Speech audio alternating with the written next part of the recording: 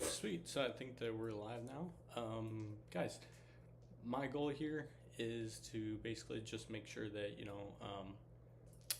as people want to come in and start learning more about jiu-jitsu, my goal is to maybe help break down some high-level matches and help you walk away with something that you didn't know before.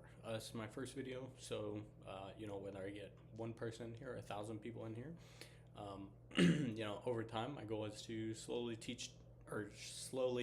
talk about techniques and matches and things that I can see. I'm not trying to be overcritical of anyone, so if anyone dislikes this video or dislikes what I have to say, hate to see it, I guess. I don't really have too much to say about that, but I will say I'm here to try and do my best. Like I said, I don't want to be overcritical, but my goal is to analyze the matches and I think kind of pick apart what I think people could have done better, people didn't do, people could have done different types of things. With that said, guys, here in a minute we're gonna get started. I'm just gonna kind of post this and then we'll kind of get everybody in here. So let's go ahead.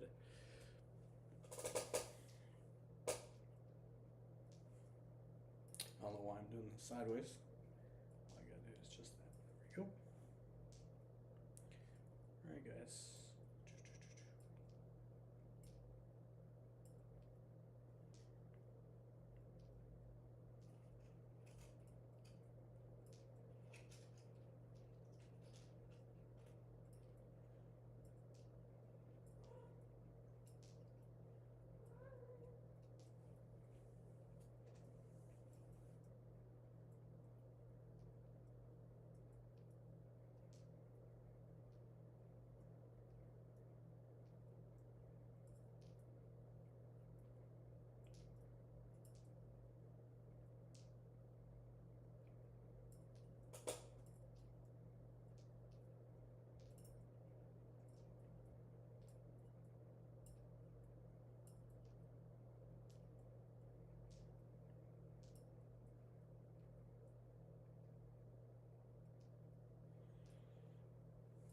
All right.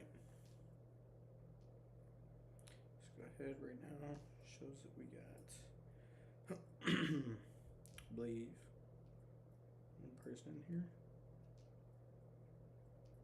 Nice, cool.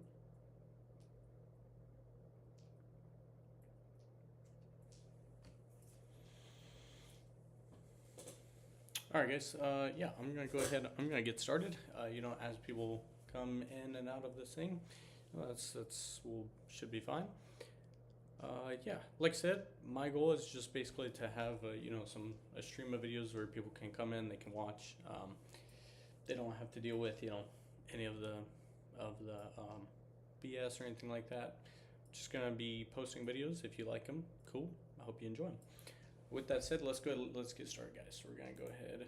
We're just gonna move in, and now we're gonna go ahead. We're gonna be looking at our first match, right? Which is, I believe this is the European guy, Mr. Shea Montague. Okay, most of these matches I did watch live. I didn't watch all of them live. I watched a couple, and so yeah, pretty much. Basically, we're gonna go ahead. We're gonna get started. Okay, so first up we have Mr. Shea. Let me turn this down too, because I know it's gonna be blaring. Okay, should be good now. Okay. So starting class final, adult black belt divisions. Starting with these rooster weights. The only thing I know about Shea is that he competed against Diego Hayes. I know that. I think he won Europeans at Brown. Lucas Castro and Shea Montague are your roosterweight finalists at the 2025 World No-Gi Jiu-Jitsu Championships. Lucas made the final last year, took silver. He's back in the final for the second straight year. This Keep is the some first music so it's not just completely World deaf. Championship No-Gi final for Shea Montague. Okay. Yeah, like I was saying, though, I don't know much about Shea. The one thing I do know is that I'm pretty sure won Euros at Brown, and then that's pretty much it. He fought Diogo Hayes. Kind of plays this like really flexible guard type game.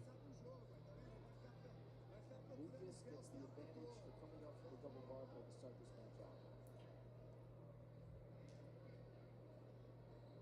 kind of just playing on one hip, you know, looks like he was trying to get a false grip with that right hand right now. I don't know anything about Lucas, so forgive me if I mess anything up. But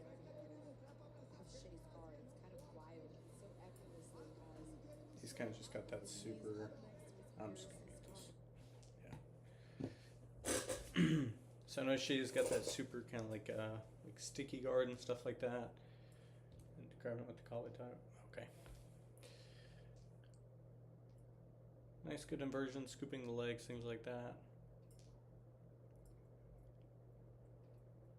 Also looking to attack.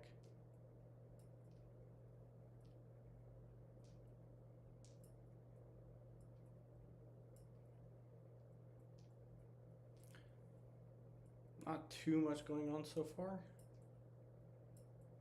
Kind of just Lucas like trying to engage and get some form of advantage past his legs, and then Shea kind of just like bailing a little bit. Okay, now Shea's starting to get into more of that false reap right there. Boom, that right leg is in. Oh, but you see Lucas did a pretty good job actually right here. As Shea did get his right leg inside, but watch, Lucas is going to pummel his left shin over to kind of prevent it. See, so like right here, he would have the entry. All he has to do is get that knee behind, his right knee behind. Yeah, and Lucas kind of pummeled it back to the inside. Doesn't completely get him out of danger, but it stops that false reap entry. So it's pretty nice of Lucas right there to pummel through and stuff. Oops.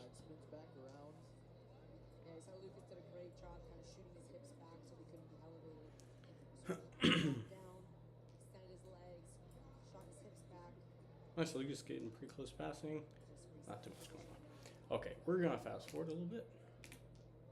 Kind of skip through it.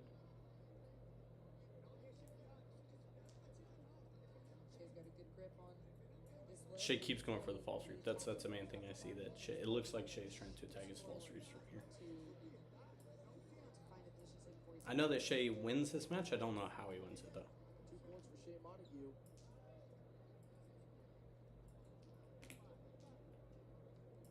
Okay, now Shea's on top. I don't know if Shea has any passing at all, to be honest with you. Maybe he does, but not that I've seen.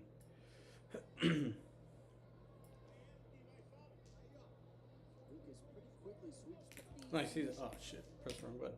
From here, he has a good butterfly hook. That's usually pretty strong. Lucas is honestly doing the wrong thing here. He's keeping his leg kind of like super straight. He's doing a good job controlling the bottom ankle though. Because the submission is still in play, he won't score until he has his left foot free. Yeah, that's the best thing that he's doing is just controlling that right ankle. That's probably what saves him here. See, so now he has it. He's got pretty tight now actually.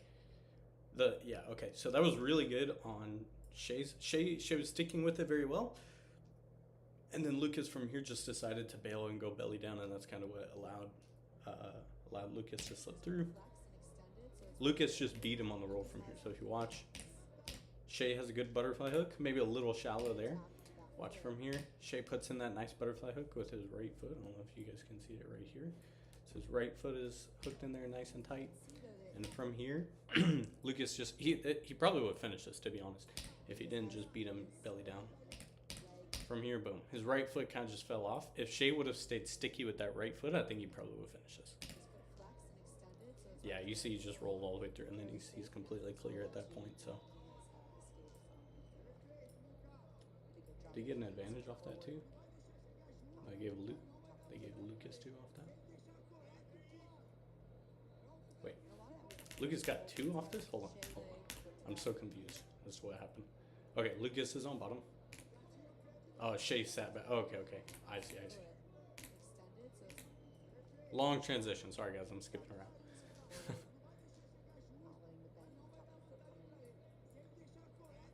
Kind of getting into similar stuff where Lucas is just trying to play heavy shoulders forward, trying to look to pass.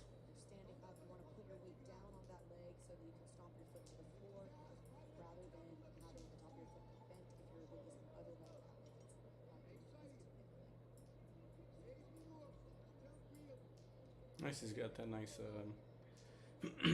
that's kind of like K-guard grip with his hands connected there. Lucas has a good That right arm inside is going to probably shut that down, though. Yeah, I think that right arm was kind of the reason that Shea decided to let go in transition. Something else. As his hands connected. It's just kind of annoying. Lucas doing a good job controlling that outside leg. And now he's getting into K guard. It looks like that right arm might not be in the way now.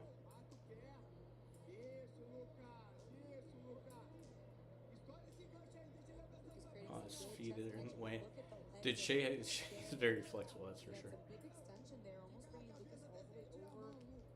Nice tight knees in the way. Oh, there he goes. Still has that right arm in the way though. I think Shea would do, yeah, if he could get that right foot to his far shoulder. Threaten to shoot the triangle, nice. Immediately transitioning into false sweeps. That was good going from leg to leg if you guys want to see that one more time. So watch, he's scooping on this side, right, kicks away, he tries to go for it. As soon as he loses, watch that left hand. Or right arm, sorry. Boom. Shooting through. Nice. The only thing is his right leg didn't get inside. If he would have kept his right leg inside, he probably would have been able to actually continue through with that. Oh, there he goes.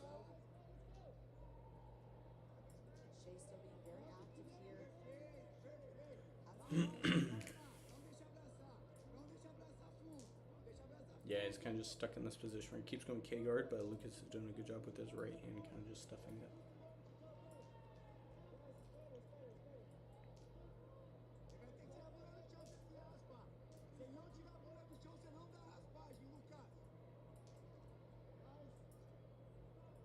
Steps back, squares up with Shea. Lucas is doing a good job just kind of following. Puts Lucas down on I think he knows he's up by an advantage. I was surprised Shea didn't get an advantage for the Achilles lock from earlier.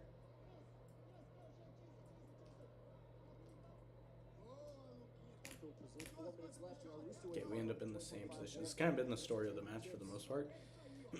is Lucas is passing on Shea's left side, trying to put pressure, and then Shea tries to get this K guard grip and tries to invert into legs. Ends up going false reap. There it is again. He actually got it this time though. This is probably the third or fourth time he's gotten here, but he's actually in now. He's like completely underneath him. Scoops both legs. He's down an advantage here. I feel like the smart thing to do would be to try to use it to come on top right now.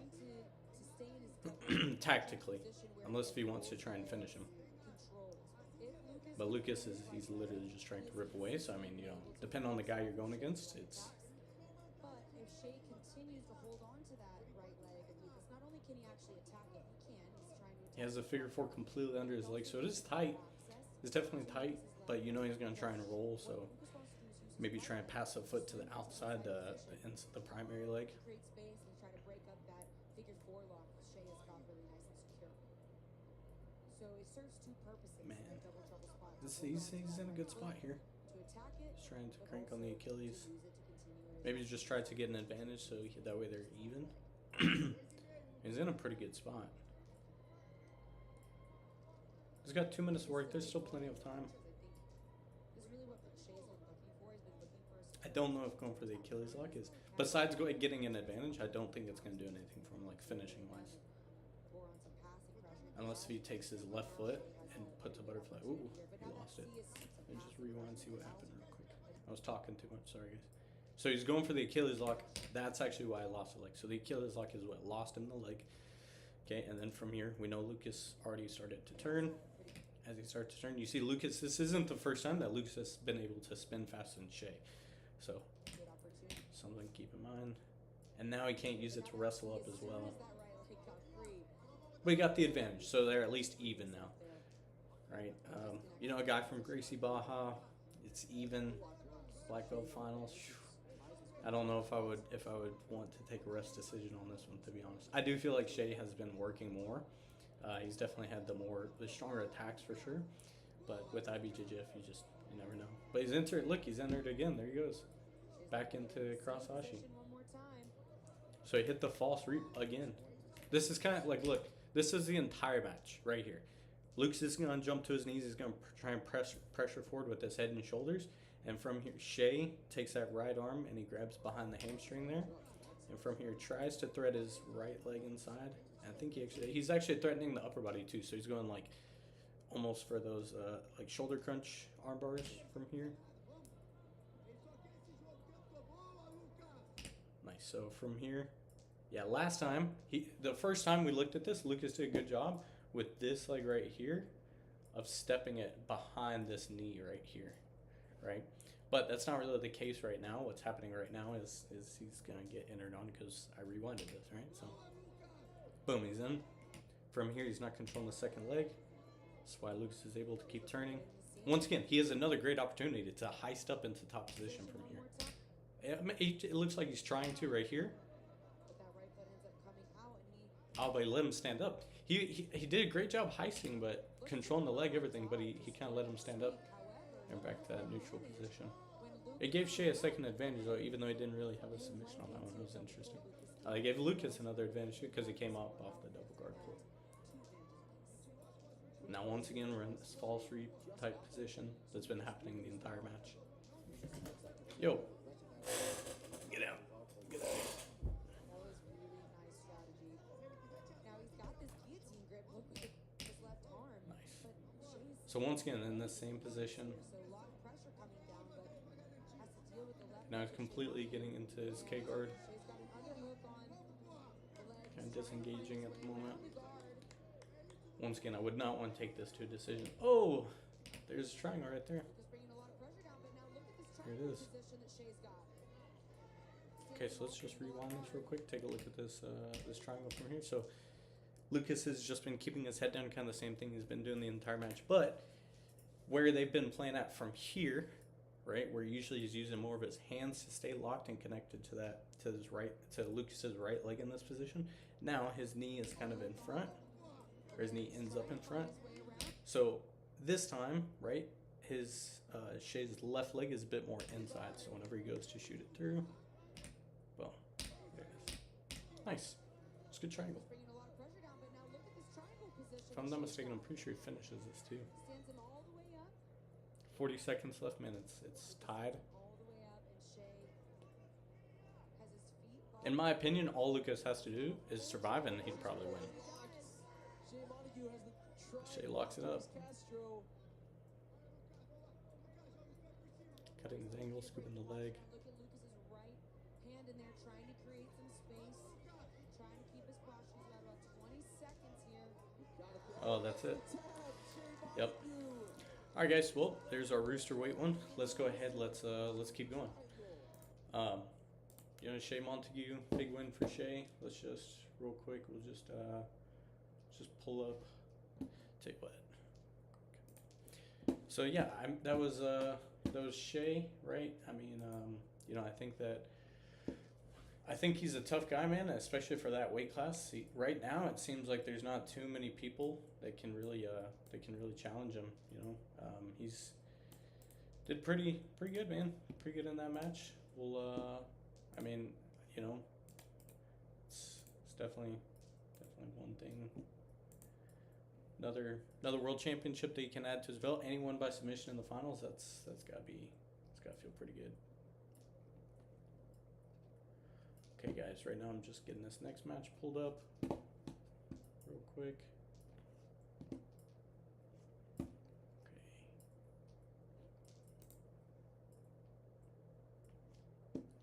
All right. It's not wanting to pull it up. Give me just a second.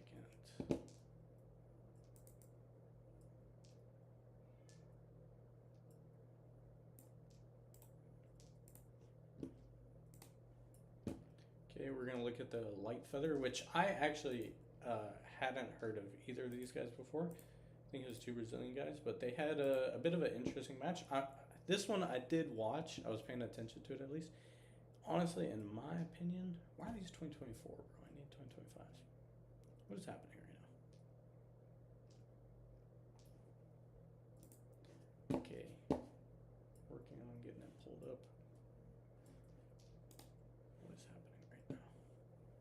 All right, maybe we'll look at that one here in a second. We'll look at feather right now.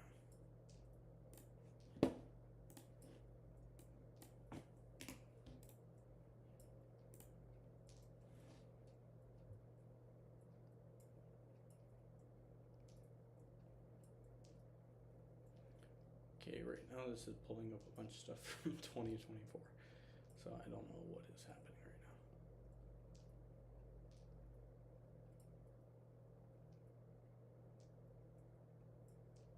now. Okay.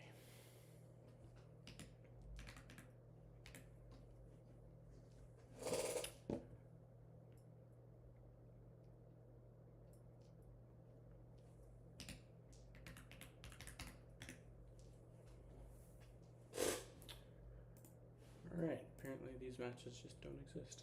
Alright, give me just a second, guys. I'm sitting here working on this, trying to figure it out.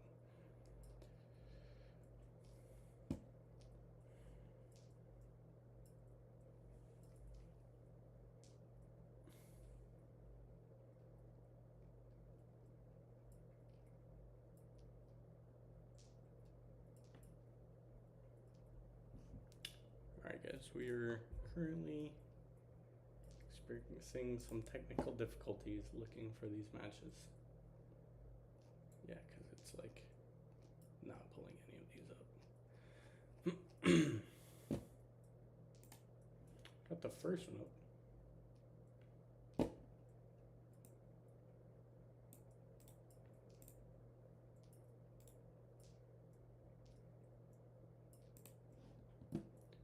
It's just trying to get the rest of these to work. That's the issue I'm running into.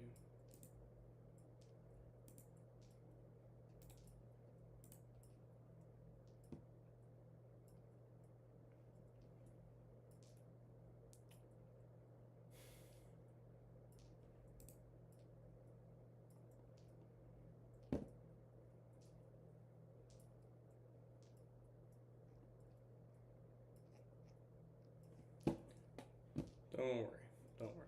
We're working on it. I apologize, guys. I have no idea if anybody's in here. I can see the chat. I know you guys can't see it. But I'm currently working on this, trying to get this figured out, because for some reason all the streams are just not, it's just not pulling anything up, which is fine. That's fine. It's all good.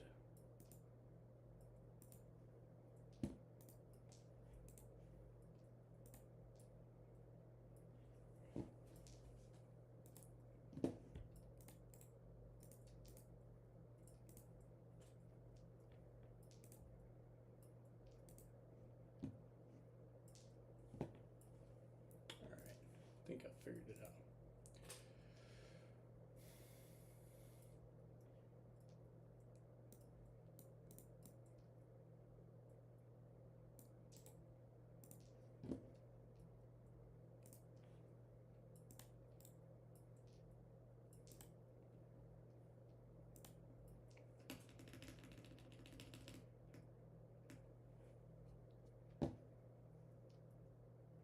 Here we go. Okay. Yeah, it was kind of messing up a little bit, but yeah, here we go. We're fixing to get started with this next one. So let's go ahead. All right, match number 2. Let's go ahead and let's take a look at these guys from here.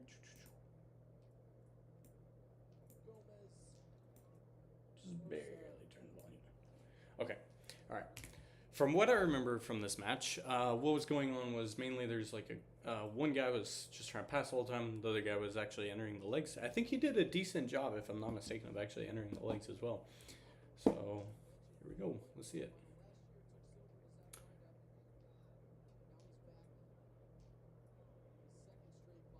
Yeah, we're definitely not watching this whole match. This is most of the match. I remember this one pretty well. Yeah. So this guy basically is just working on trying to pass right the entire time.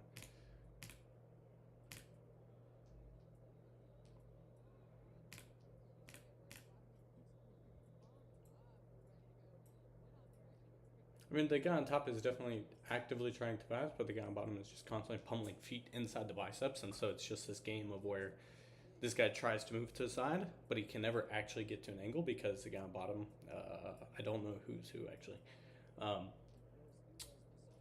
Yeah, the guy, the guy on bottom and top.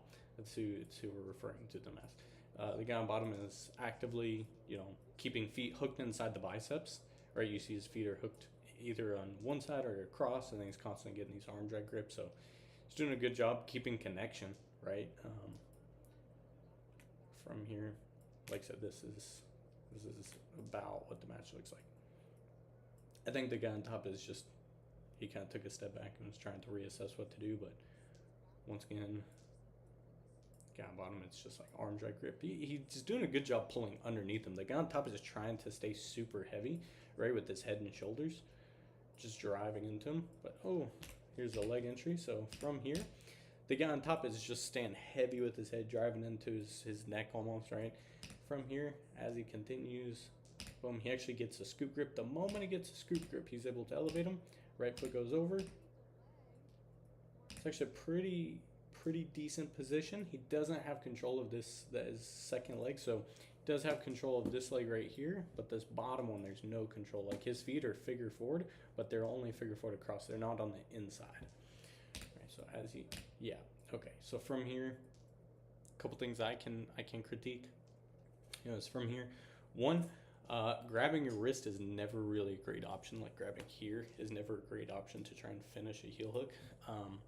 Typically, you either want to go palm to palm, wrist to wrist, or reverse figure four, especially with outside heel hooks. The second thing I see is that his hands are super low away from his chin, so I don't know how well you guys can see my cursor. I guess you can see pretty decently well. From here, his hands are here, right, and his chin is here. So the closer you can get these two together, right, the better things are going to be for you, okay? As we continue, yeah, I mean, he's hipping into it and stuff, but there's just really no connection. And then plus, not to mention, they were rolling, so it's fine whenever you're rolling.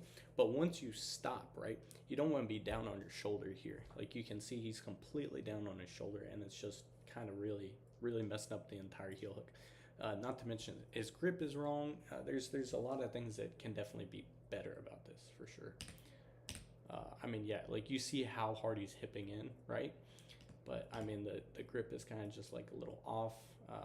There's not a ton of pressure here, and it slipped, right? I think he was pulling so hard up that the grip, he kind of slipped the heel himself. It's not that the guy was doing anything defensively well. It's just that he was able to slip, and then once again he grabs his grip. They roll through. There's definitely a lot more pressure from here, but you can literally already see the heel slipping into the pit of the elbow, right? You kind of want the heel on your wrist and then your hands to be up high. We continue.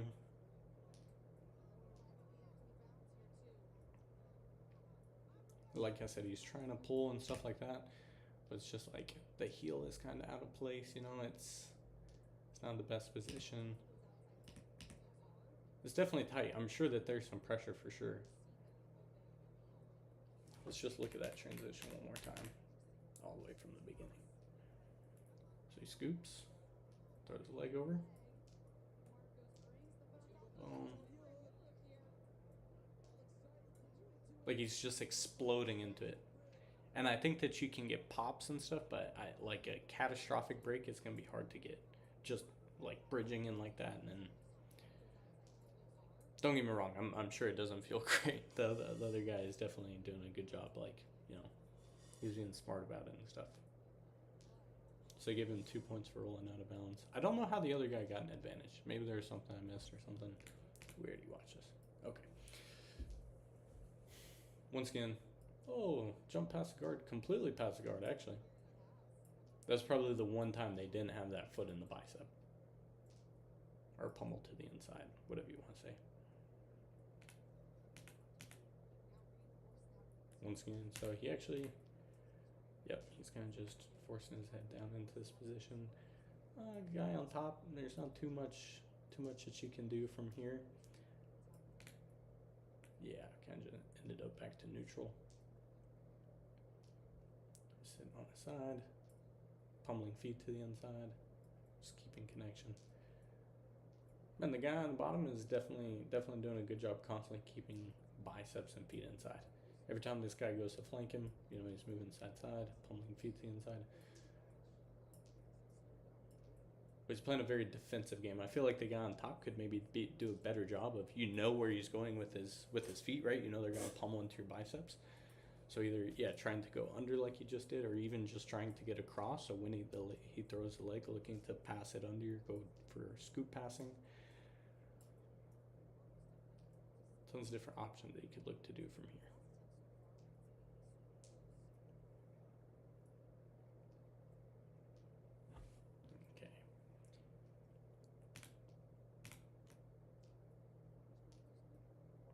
He's getting him on his back, but he's never creating an angle. Like, he's always in front of his legs. And it's really difficult to pass guys, especially guys like this, if you're directly in front of their legs. Guys like this, I think you need to hit more passing, where the passing that I would try to do against guys like this is taking this foot and stepping over this leg and then getting them completely inverted, and from there you can either look to stack pass them, right, or you can look to pin their feet to the mat, and then you can try to like stack pass them with your knees, things like that.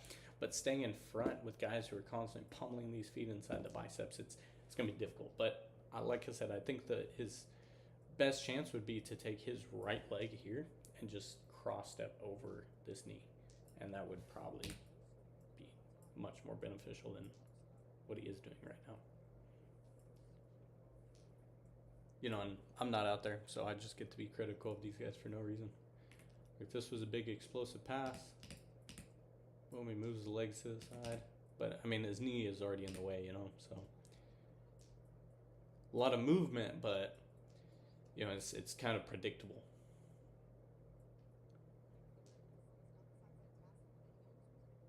He's trying to switch sides, but this guy is just doing a good job constantly getting side, back in the way. Yeah, so from here he did a decent job of trying to run around, but there's just still connection, right? Like, so the entire time when he goes to run around, he still has his feet connected to him, so it's just difficult. And he pulls him in. It looks like he's going to reverse close guard from here, to be honest. Oh, nope. He is now in 50-50. Okay, so from 50-50, let's see. Grabs an Achilles lock. But, I mean, for the guy on bottom, you know, he's been trying to enter the legs the whole time, so I assume this is where he wants to be. Okay, looks like we're kind of just sitting in 50-50.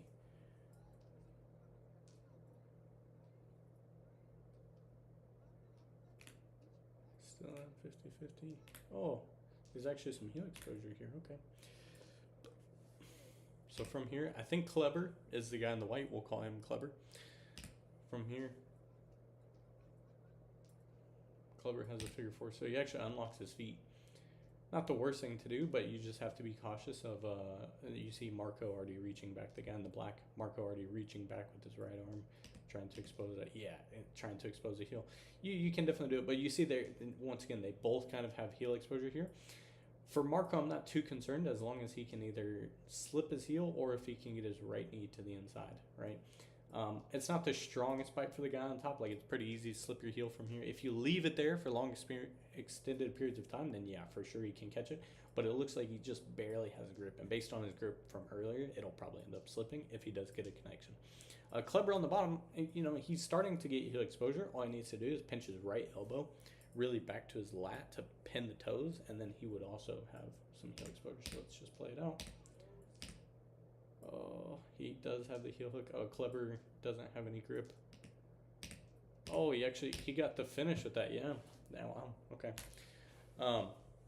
Yeah, so from here, you know, as they go into, they're in this 50-50 position, he just uncrossed his feet, you know. Kind of like a silly mistake, you know. Like I said, it's not something that would leave for long extended periods of time. And really, there's no reason he had to do that. If you look at where he was at before, right, where Marco pops up, he has his feet figure forward, he unlocks his feet, and then from here, Marco sits up and exposes that heel, and then the only reason Kleber was able to even get a look at his heel was because Marco postured up to catch the heel, right? So, I mean, you know, he kind of just unlocked his legs for no reason. Like, all he had to do was invert his head underneath him.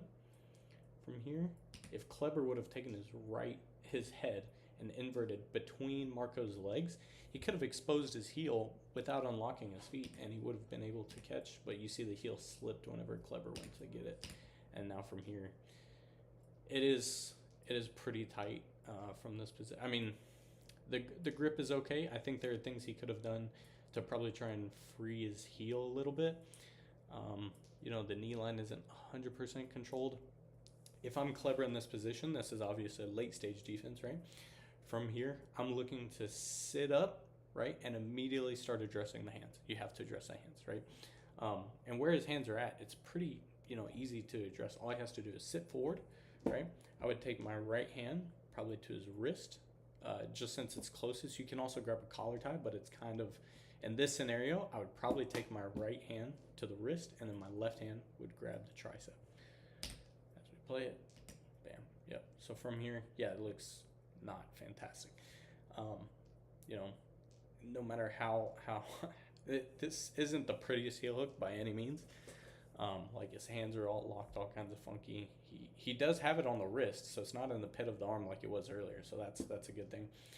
But yeah, I think that the biggest thing from here is that he kind of like, it looks like he doesn't know what to do in this position, so he just kind of had to tap, right? So if we watch it one more time, catches the heel, he sits back, boom, he gets the tap. And that was pretty quick.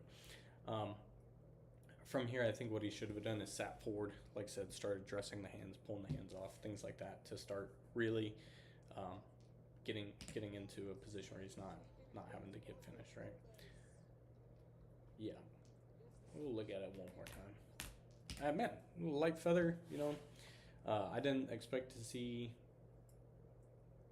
two guys trying to leg lock each other in a lightweight final. Well, I guess I probably should have. That's honestly. It seems like IBJJF is still, if you know heel hooks, you can literally win. And this guy, like Marco, he doesn't have great heel hooks. And man, I haven't seen any of his other matches, but maybe we should watch some of the semifinals here in a minute. But man, that's pretty nasty, dude. Pretty nasty. Yeah, what's up, man? I'm actually just seeing your YouTube comments right now.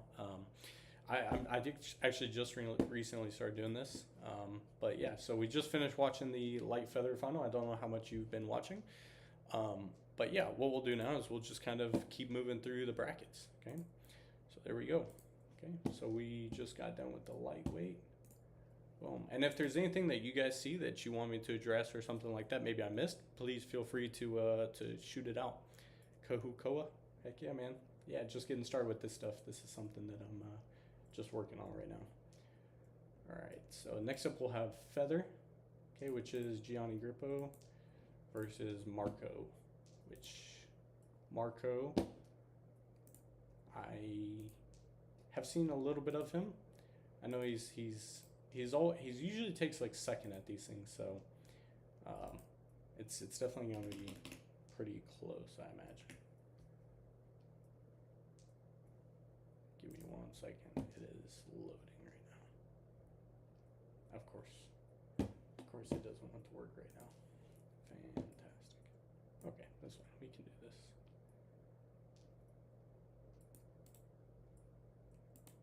Okay. Let's try this.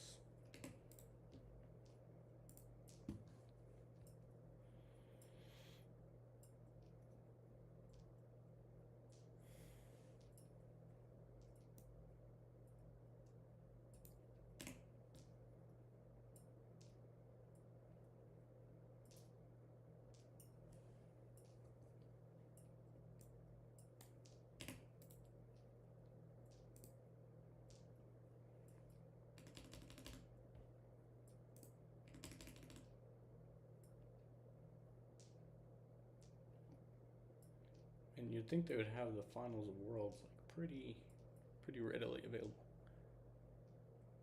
Yeah, that was pretty nasty. Heck yeah, man! I appreciate you you out there doing the Lord's work, man. You're doing actual work. I'm just in here watching matches. Ah, there it is.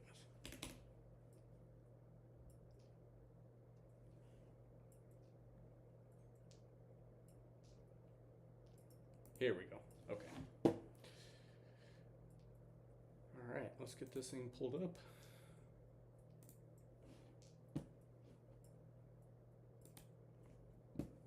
Okay, guys, here we go.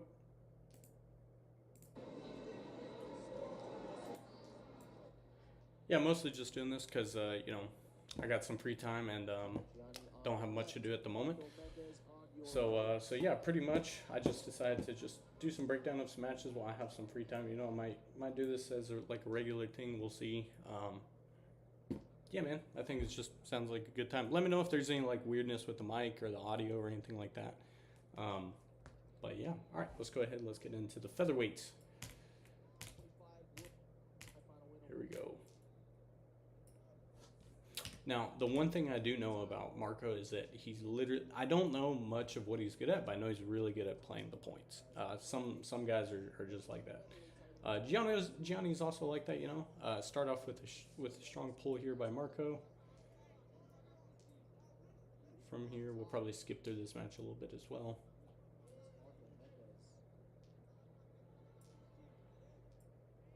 Marco and Gianni had amazing runs yesterday at featherweight, both having 2 fights and 2 submissions. Just getting like strong 2-on-1s from bottom. Oh man, Gianni sat. Man, that's surprising. Gianni just gave up 2 like super early in the match. I mean, it is early in the match, so maybe it won't be that big of a deal. And he sat into legs, actually. That's exactly where he went to. So, you know, Marco brought the foot over. Gianni decided to sit. You know, I guess he was confident in his leg game. But man, that's like an early score for Marco. So he's looking to go for an Aoki lock, and you can already tell here. Marco's heel is not where it needs to be, right? Marco's heel is here, and Gianni needs to start bringing his heel more onto the ribs. That is not happening right now. Also, his left foot is kind of misplaced. Like he has it kind of more in his crotch, where he wants his left foot kind of at the knee, so he can start opening Marco's left knee up and out, right? All good. Glad the sound is yeah, free time. No, I'm glad the sound is coming through though. But yeah, so anyways, for this one, man, it looks like, you know, he's close to having it, but all Gianni has to do is or all Marco has to do is keep rotating his knee down. Gianni's trying to do the opposite, where he's trying to take his left foot. I would prefer it to bring his left foot right here down to the knee, and he can start opening his knee out, right? I think Marco's going to be able to get out of this one. Yeah, Marco kind of slipped through, and now he's gone. Now Gianni is down 2 points, and it's pretty late. Or it's still early into the match, but he's down 2 points against a guy who is, you know, perfectly fine with winning by 2 points by, you know, stalling, whatever the case may be.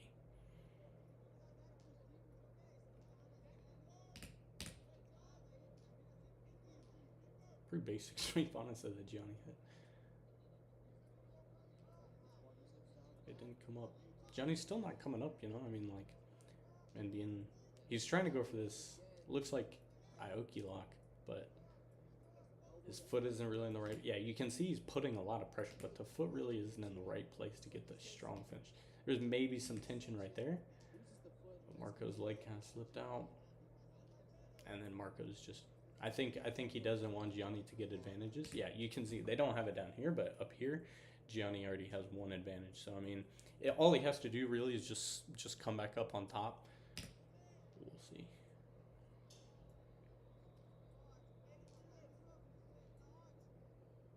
Yeah, I mean, Marco's doing a good job of just staying on top, really.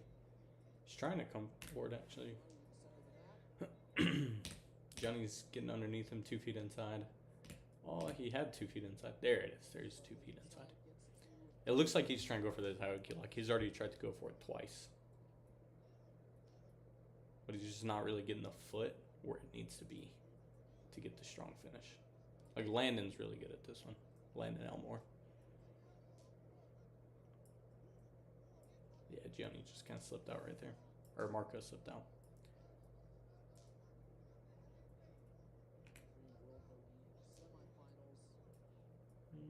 Maybe just skip through a little bit. Oh, a little false reap action potentially. Or K-guard. It looks like he's trying to go K-guard on the far side. Yeah, there it is. Nice. There is his sweep. He came back on top and got his 2. Pulled him into a 50-50 situation. Oh, no, you know, Gianni's pretty good at passing outside Ashi. That's kind of one of his things that he does pretty well, or that he's known for at least. Yeah, they're just stuck in 50-50 now. But Gianni has 2 and the advantage, so he is up. Plenty of time, 6.5 to work. Marco is trying to do something.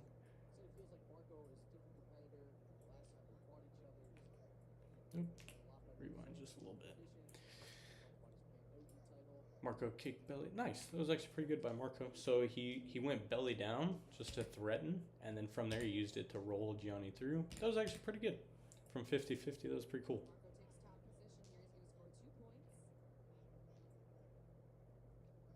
Nice. Gianni's trying to threaten knee bars, things like that. And Johnny uses that to come back on top. Okay, so now we're just sweeping for sweep. Once again, it's tied with Gianni with an advantage. Marco tried to do the same thing he did earlier, the belly down, but looks like he had a lot less momentum that time. Oh, he was able to come up this time though. It looked like he posted on with his left foot on his knee. No, not even. Gianni kind of maybe just got his weight back behind him. Johnny's trying to use it. Still in this 50-50-ish position. Looks like Marco's trying to force a 50-50, to be honest. Like I said, I don't know much about him, but the one thing I do know is that he's pretty good at stalling the points. That's about the only thing I've seen. Yeah, that's right. Big slime.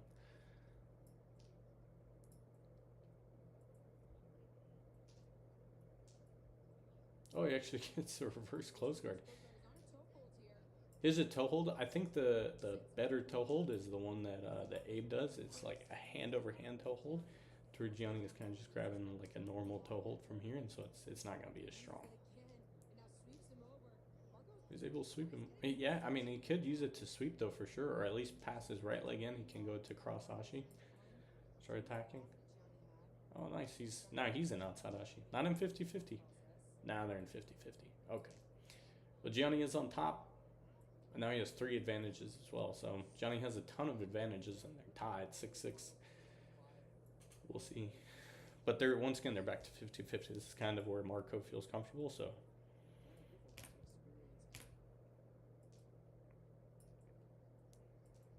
Marco looking to invert through, maybe a little bit. Look to start getting his left foot inside.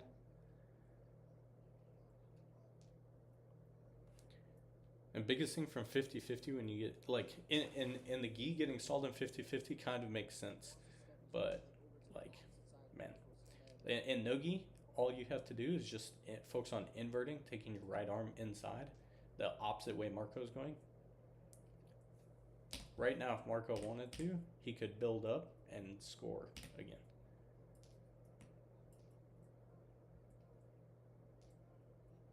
Just putting some pressure on that leg.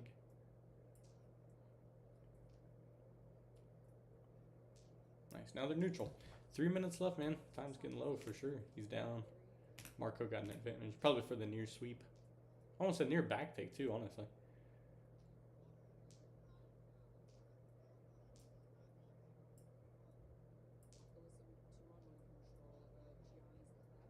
And it's just kind of playing in this position. Johnny usually has pretty good, like, heavy passing pressure, but I think he has to get inside the legs first. If he gets stuck outside the legs, things like that, then he kind of doesn't have the best passing. All right, so he used it. So he went from here. Marco cast his right leg up, scooped the leg, and then inverted almost into like a K-guard position. Johnny looked to roll through. From here, Marco, now they're back in 50-50. See, this is what he should have been doing if he wanted to sweep earlier, right? See how he's inverting on the inside? He was coming around the outside. You can do that if you want to create back exposure, but I feel like if you want to, if you're trying to get up fast, right, I would just do exactly what he's doing now. I would invert underneath. From here, if you feel like you're struggling, the further you can take his heel to the outside, so the further that Marco can take his heel, Gianni's heel, outside, somewhere over here, the better, because that takes Gianni's weight this way and his foot goes light this way, and then you can start to get your head more so underneath, right? If Gianni has his foot directly under here, right, I'm sure Gianni's pretty strong, right? So if his foot is directly under him, it's going to be difficult. So I would focus on taking his foot as far out as I can and then inverting. Nice. Yep, there you got the inversion. Now he's able to come on top. All right, and then Gianni could literally do the same thing to him as well. So he's opening his knee, trying to connect. Marco just kind of bailed on it though. So it's 6-8. Marco's up 2, but Gianni has two more advantages. Back to reverse close guard, man.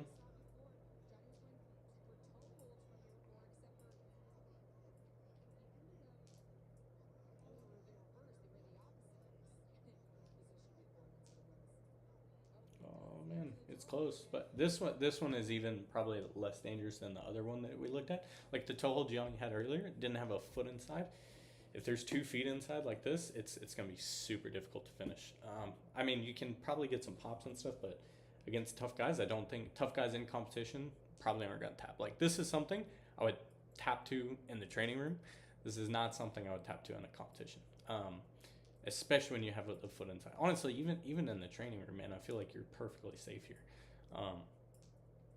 Yeah, it's gonna be pretty tough to finish this, especially that right foot. He cleared the foot though. From here, man, it's he doesn't have that second leg controlled.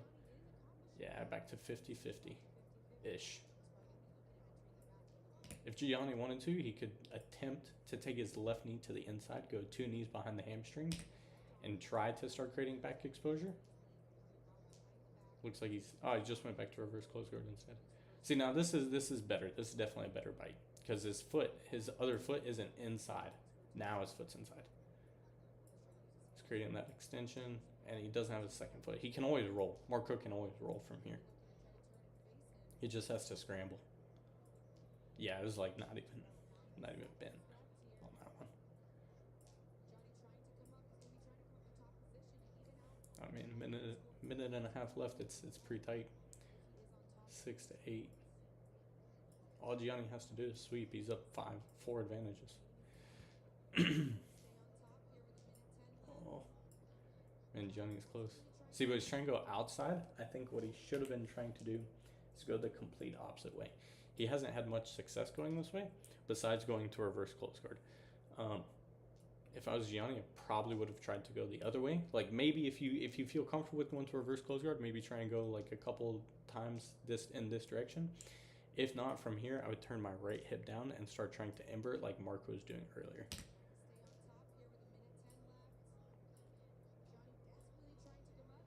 Oh, Gianni's controlling that far ankle. Nothing still. Yeah, Marco has control of that leg now. It's going to be pretty difficult to come up. See, if I was Marco from here and you just want to stall, right hand would go to the near side ankle, just stuff it in between your legs, and then you can just ride out the last 50 seconds, which is, I assume, he might not stuff the foot, but I assume he's trying to just ride it out. There's 50 seconds left. He's up 2. It's finals is on the line.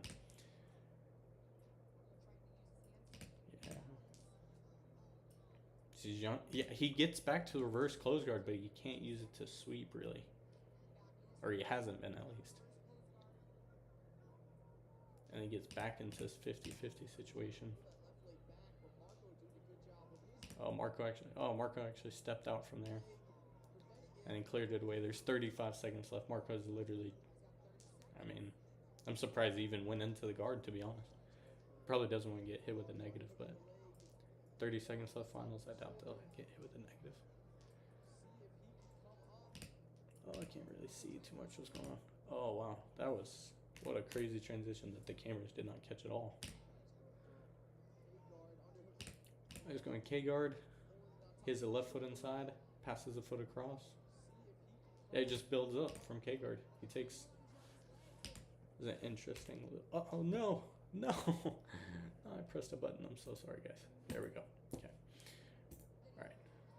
From here. So you see his left foot right here. So he passes a foot across. This is actually interesting. Instead of using it to go into the legs, Gianni passes the K-guard leg. He passes it under his armpit, right? So usually you'd have it locked and you'd have it locked on your left shoulder. So he passed it from his left shoulder under his arm, and then from here starts to build up. I don't know what this is doing here. Okay. As he starts to build up from here, boom, man, he gets completely up. And from here, Marco just tries to hold on to his leg, so he kind of holds him in this position. Oh, and Gianni's able to build up immediately. He gets one hook in, 18 seconds left. Marco just kind of balls up. You see him grabbing his own leg here. Wow, this is actually a super close match. All Gianni has to do is get one more hook in.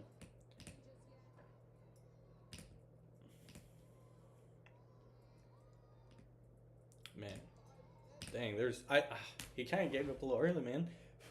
I mean, I understand there's not much time left, yeah, it's definitely going to be hard to score, but I mean, instead of hooking with my left arm over the head, maybe I would rather go like half Nelson, but because you see Gianni kind of is already starting to fall off, and then I think he just like gave up. Man, dude, he last. Yeah, that sucks, dude. That sucks to lose that way. I feel like Gianni was definitely attacking the entire time, and you could kind of see that by the advantages. You know, Gianni had more advantages than Marco. Not that that means anything, obviously, but I mean, shoot, man, Marco did a good job of, you know, kind of what I know him to do, which is just kind of get 2 points and then try to win by those 2 points, you know. All right, next match. That does suck for Gianni though, for sure. It was a shootout, yeah, for sure. I mean, dude, it's tough, man. That sucks. This is no fun. All right.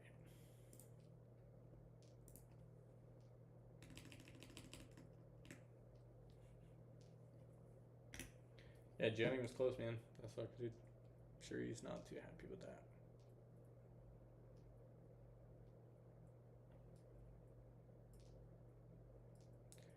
Okay, as soon as we find this one. All right, Cole versus Julian. Also, this may all get taken off of YouTube. We'll see, but I'm going to do my best to not get it taken off of YouTube. But then again, I don't know if it's copywriting or not, so enjoy it while it's up.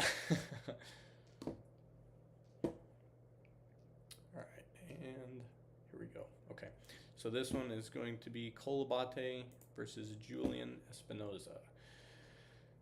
Both guys are pretty good. Julian, kind of IBJJF wise, has been doing really well here recently. He lost to Dorian at Trials, but other than that, man, he's kind of been on a tear at that on the IBJJF scene at least.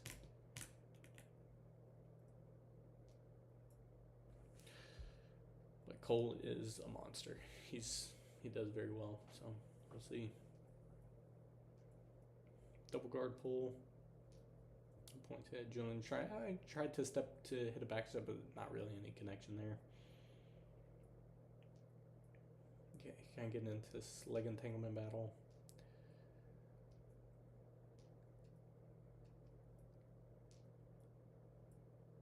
Nice, man. Heck yeah. Have fun on Friday then, dog. That'll be sick.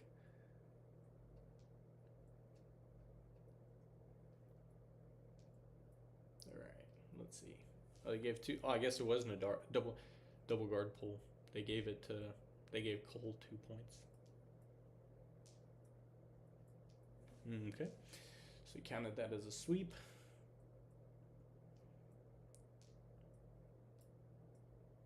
Yeah, Cole's constantly hitting misdirections. Like, you see the difference between like Cole's passing already, like 1 minute into the match, versus the light feather match. I forget the guy's name. Something with a K.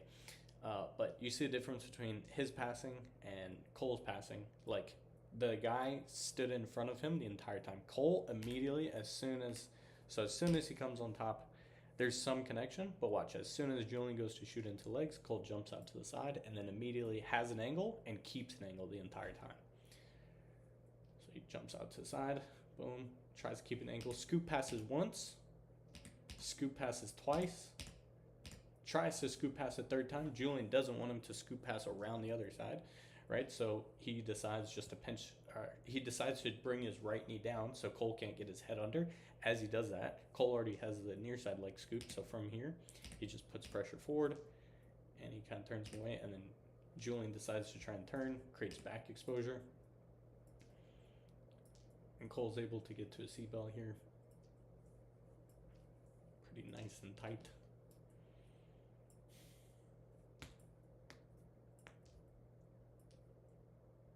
Already, man, a minute and a half in, and Julian's not in the best spot.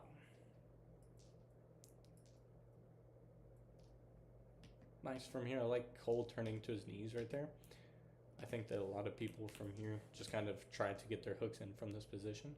I think a much better option is exactly what Cole does. He turns to his knees, Boom. And then from here, he can build up. He can physically pull Julian up. Julian feels himself getting pulled, jumps to turtle, and actually does a good job of recovering from there, right? So from here, what Cole would have looked to have done, right, is build up to his knees and then pull Cole up. Watch, as Cole pulls him up, Julian senses that, and he hits an elbow cutback with that right arm of his, bam, and puts him back in guard, right? So I think what Cole probably could have done a little bit better here is from here, he does build up to his knees. As he builds up to his knees, maybe his right knee probably should have stayed behind the right elbow, because, or not probably, definitely should have stayed behind the right elbow, because watch, as Julian turns, right, boom, or even if he could have kept his left knee behind the elbow, from here, yeah, you see there's this space, bam, and Julian takes advantage of that and is able to put him back in front.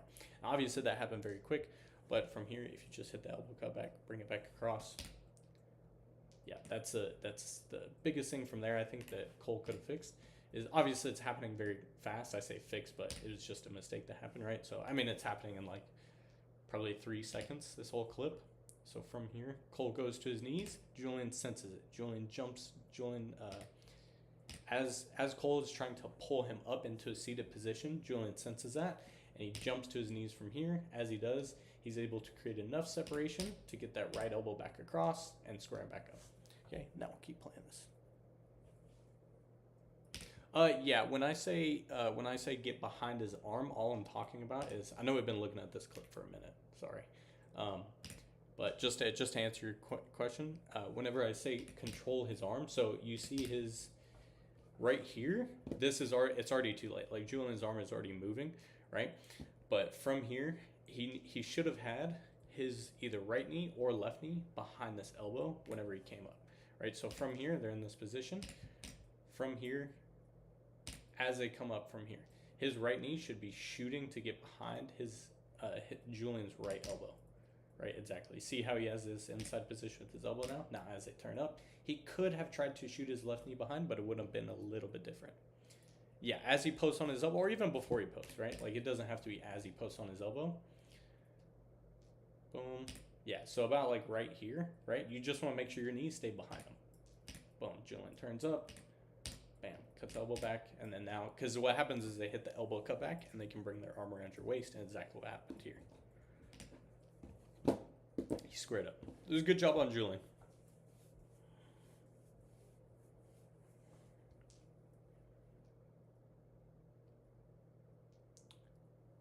Kind of just stand up. I think Julian decided to sit back into legs. Julian attacks legs, but he has like weird leg attacks. Like he just does like odd things. Alright,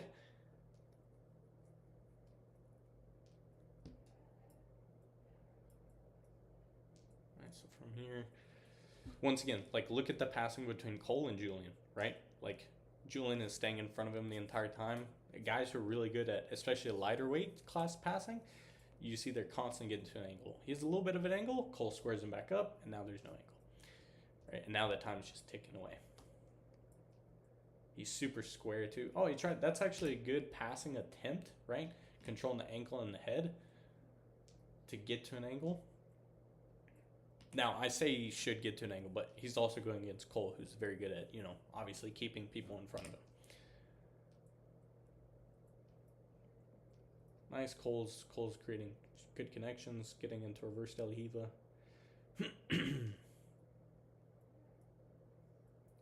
Julian's playing super low here.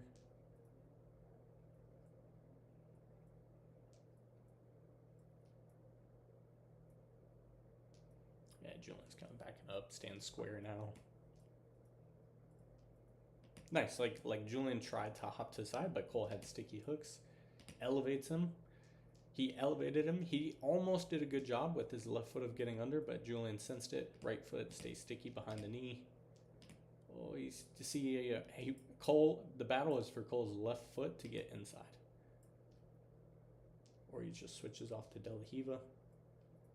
Nice, and he kind of goes into this like self-clamping position. Nice. Yep. Once again, you see that left foot. He really wants it inside.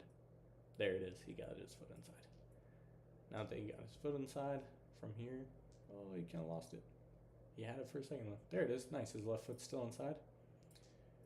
And Julian's trying to rip away. Nice. Yep. So from here, you see from this very beginning, we go back. From here, he pulls in.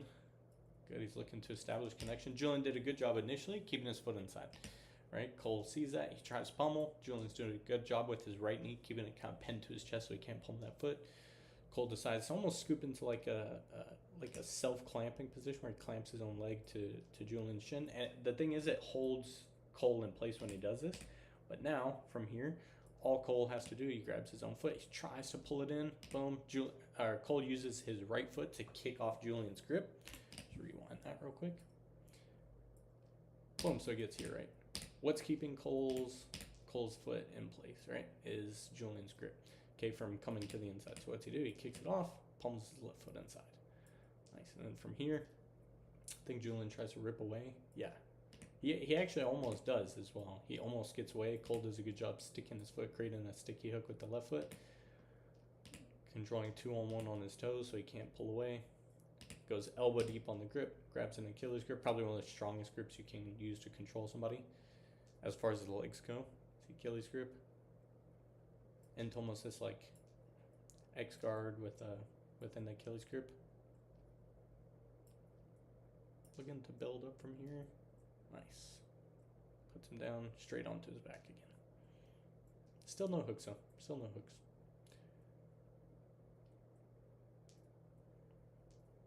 Oh man. You see from here, once again, and I think that this was more so a mistake on Cole's part than it was good on Julian's part, right? So from here, Cole has a seatbelt, which is fine from here, right? Cole can have a seatbelt. He's doing a good job following him. However, when Julian hits his back roll, boom, right there, you see where Cole is at compared to Julian. Once again, from here, instead of worrying about elbow cutbacks from here, where Julian was cutting his elbow back, now Cole has to worry about his weight coming too far forward. And with the seatbelt, your weight will always come too far forward. And from here, what Cole should have done is had double unders. If he can have double unders, it'll be twice as effective, right? But he lost it. Switches off to the arm, though. But he did lose control to back. Nice. Now, Julian's doing a good job sitting onto his right hip from here. Oh, he's not really on his hip anymore. Wow, that's pretty. that was pretty impressively strong by Julian, just to basically like deadlift him onto his leg. But yeah, to defend the armbar, the problem is your arm is gonna go straight if you go here. So from here, what I would recommend to prevent your arm from going straight, you want to try and smash their knees together, and exactly what Julian's doing, grabbing the ankle, but I would focus on smashing his knees together. So almost using that hand on the ankle to push further, to pin his knees together, and sitting to your right hip. Almost sitting your lat on top of his knees. So they're in this position where Cole can't really finish. His legs are just kind of out of position. I think because Julian has like the right amount of height here, it's going to be hard for Cole to finish.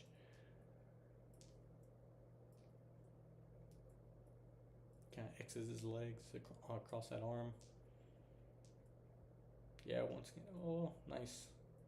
Julian did. Okay. So, from here, Julian's not doing like a terrible job of controlling him, right? But from here, Cole did a good job of pulling and almost straightening his arm, right? From here, Cole keeps those grips. If he can straighten his arm, he can probably finish him. As he rolls him through, the big difference is Cole's right knee. Watch Cole's right knee from here. As he goes through, he should probably turn, his left foot should be planted on the mat so he can follow him and turn him. Boom. And he did try to do that. His left foot's posted on the mat. Boom. He just lost the arm. I think he decided to kind of give up because he had already lost the elbow. And from here, Julian does a good job. If Cole would have had the arm straight and if he would have been able to keep pressuring forward, or if Cole would have had the arm and he would have been able to finish him, Julian did the right thing of getting his head in front of his knee. So Julian getting his head in front of Cole's knee right there. And from here, Cole does a good job immediately putting him straight back in front.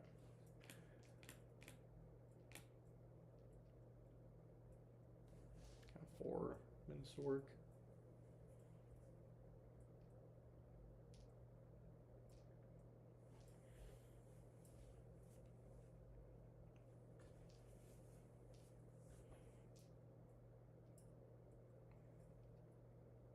Let's go squaring back up.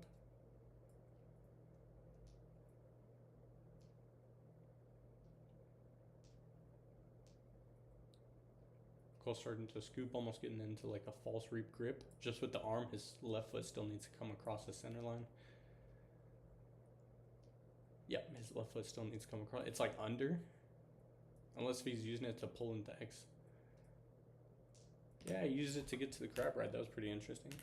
So from here, he uses a false reap grip, right, where his left arm is scooped. And what everybody's thinking from here, what Julian is thinking is he's going to try and take his left leg and throw it across, right? So what he does instead is actually what Cole does is he sits up and he pummels his right foot behind. Yeah, he actually almost hits like an ankle pick to pull Julian's leg across his body, and now that gives him access to sit back, and from here he can take that right knee, go behind, bam, and then he's straight behind him. This was actually pretty sick, right? So one more time taking a look at that. I might have went a little bit too far. Oh shoot, maybe not. Okay, so he has false reap grip, right, with the left arm. Cole's right foot is here. From here, what he does is he pulls that foot across, as you can see, boom, and he sits back. Now from here, he takes his right knee, gets it underneath, immediately exposes to the back. Right, let's look at that one more time, because that was honestly a pretty sick entry. So he has a normal false reap grip, right, with his left arm. From here, what he needs to do is he needs to pass Julian's right foot across his right thigh. Bam, and there it is. Once he passes that across, now from here, he has a bunch of options from here. He can go into 50-50, which it looks like he thought about doing. But then he decided going to like the crab ride was a better option. So he takes his right foot, pummels his knee behind Julian's thigh, and he already has his left foot in place. Now he just switches to controlling the hips. And now he can start pulling him through, boom, and start exposing the back. Julian does a good job controlling this ankle, pulling it through.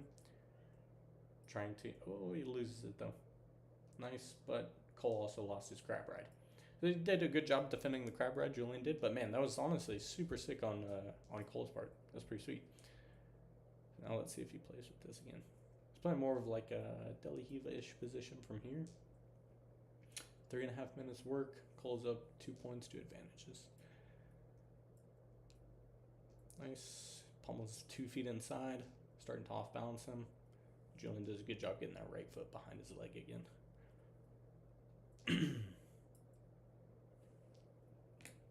Skip a couple seconds here.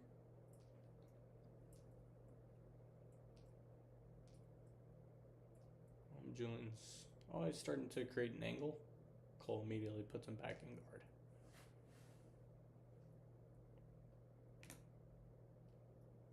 Oh shoot.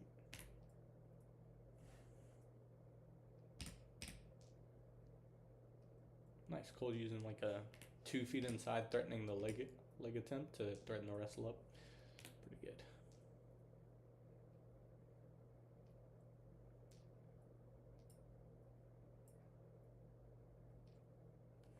Now Julian's putting some passing pressure on him, so he's going side. Nice, so from here, he starts to control that far ankle. Julian does a good job almost getting his head down. Sits back on the leg.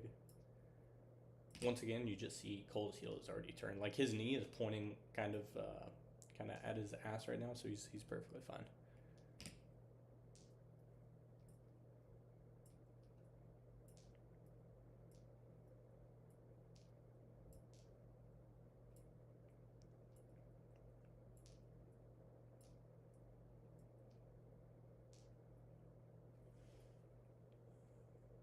Julian using it to come on top though. Oh, never mind. So good job on Julian, right? Using just like kind of like a not super great ankle lock. I think he sat back on it. Yeah, he did. So he sat back on it. So if Cole comes up, he's gonna get 2 more points. Julian, I think, knows that. So basically what he did was he started attacking the Achilles lock, and then from there, as he lost, it wasn't a very good Achilles lock, but he used it just long enough to get into this like a scorpion position here with his feet. And from here, he's it looks like he's trying to expose the heel, but he still sees. So if Cole comes up at any point, he's getting 2 more points as well. So Julian has to be mindful of that. He's already down 2 points and 2 advantages. So from there, he does a good job coming back on top, but Cole locks this like front headlock, almost like a cradle. That's exactly what he has. He has like a cradle from there. Manages to roll him through with the cradle. Comes on top. Now Cole has 2 more points.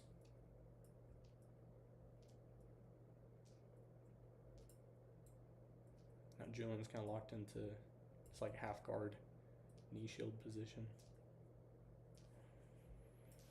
He's down 4-minute 40 to go. Yeah, they're kind of just sitting in this position. I'm sure Cole doesn't mind being in it too much. He's up quite a bit. And there's a minute 20 to go. Julian definitely has to make something happen. Okay, I think we stopped it or skipped at the perfect time. Oh wow! Just to solidify it, right? Cole's on top. He's already winning. Finishes with a beautiful knee cut from here. Looks like Julian tries to come forward, right? He knows he's down. I think Julian was just like trying to make something happen, and then he finishes. Nice knee cut across. I mean, Julian is just like, if we rewind it, yeah, like the opening is pretty huge on this one. Cole does a good job with his right hand posting to keep Julian from kind of stopping his top foot there. Bam, and he cuts all the way through. Oh, he does a good job turning. Oh wow, Cole did. So he's turning. He was almost up. Cole had this almost like a headlock position when he turns. Puts him back to knee on belly.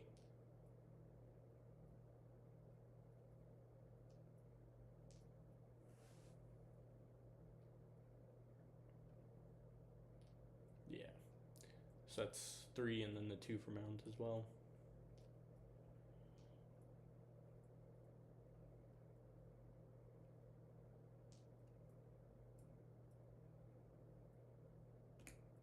Yep, I think that might be it. Just right out. Oh, 15 seconds left. Cole decides to switch off to the arm. He's really trying to finish him here. Must have passed again as well. Must put him in like a half guard or something. There's 5 seconds left. Oh no. Is he gonna get it? Oh, time. Oof, that was close. Man, yeah, that was pretty good on Cole's part for sure. For sure. Man, shoot, that was pretty good. That was pretty good on Cole's part. I feel like, man, he was honestly the crab ride, the false reap crab ride thing. I thought that was the best thing. Oh yeah, we did drill that quite a bit, huh? Let's see. All right, those are all the lightweight guys. It's also, I think it's been about an hour, so we'll probably call this for the first stream. Man, I hope glad that at least you got to enjoy something, pick something up. It'll be up on YouTube, so we'll hopefully get somebody will watch it and enjoy it.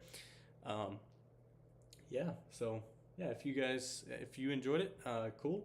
I plan on probably doing a couple of these a week, maybe 2, 3. Yeah, take care, man. Take care.